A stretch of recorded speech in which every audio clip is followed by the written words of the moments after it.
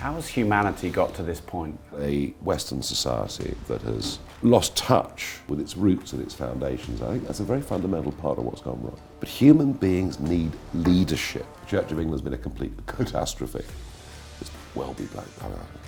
Don't even start me on him. Look, you know, a House of Lords that is filled up with mates of prime ministers and party donors, and it's a blooming disgrace.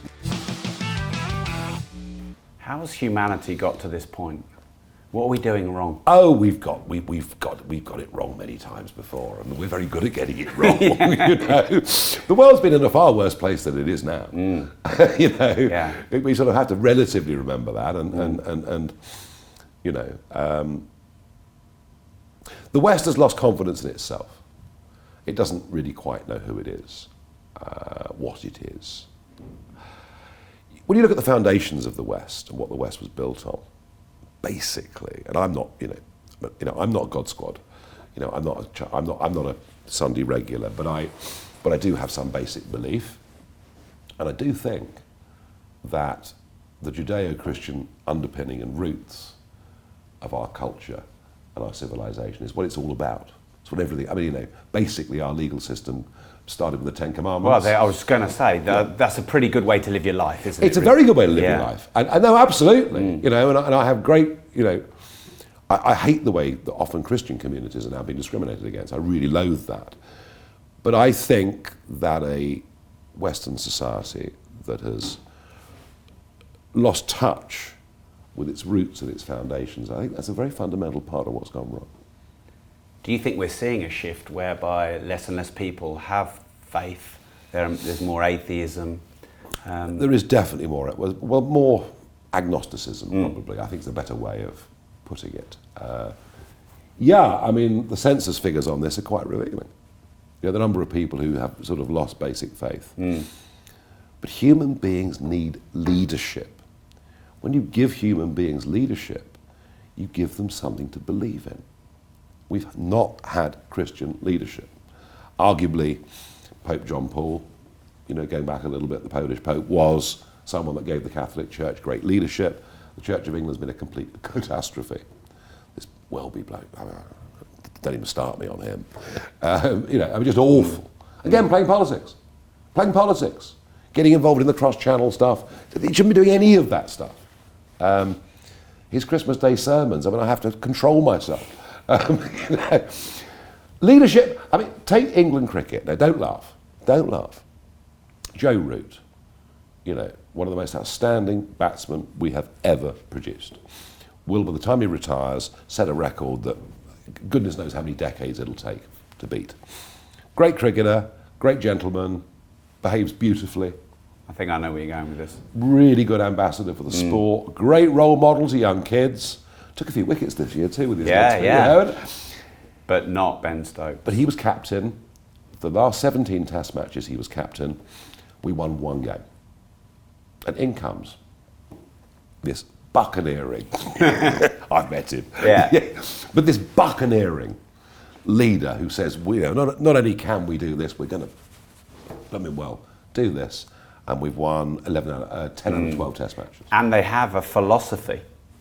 There is a core There belief. is a culture, there is a vision, there is a philosophy. There is a core belief. We are going to play exciting cricket. We're going to be aggressive. We made the Ashes. I know England, Australia, it's England and Australia, but the way we played the game made fantastic. the Ashes. Yeah, and if it hadn't been for the rain, but anyway. If you want to do a sports podcast next week, we will. Okay, great.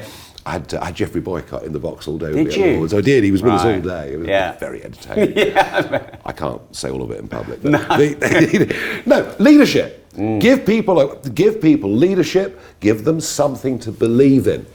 And the England cricketers believed in this philosophy that he and the coach McCullum had come up with, and that's what the West needs. Well, look what it brought out of Moeen Ali. Yeah.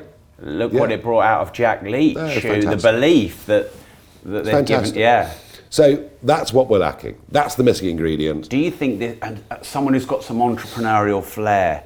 I would love in my lifetime to see someone run our country who's got some entrepreneurial flair. So would I. Do you think we will ever see that? I don't know. I just don't know. Not without fundamental reform. our politics needs As in reform. anyone being able to come in. It's a closed shop. It's a closed shop. Yeah. It's a closed shop. No open primaries. First past the post electoral system. Funding rules that make it very, very tough for anybody new with money to come in.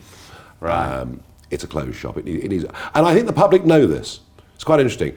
When you poll the public on electoral reform, it's not, there's obviously many issues higher on people's agendas, but actually the growth of support for electoral reform is really quite something. I mean, if we had a referendum tomorrow kicking out the House of Lords, it would be a very interesting result. Yeah, I think, look, a House of Lords that is filled up with mates of prime ministers and party donors, I mean, it's a blooming disgrace. It's a disgrace. But could this pendulum swing? I think... This will be the thing that will keep me in the UK. Yeah, and I think,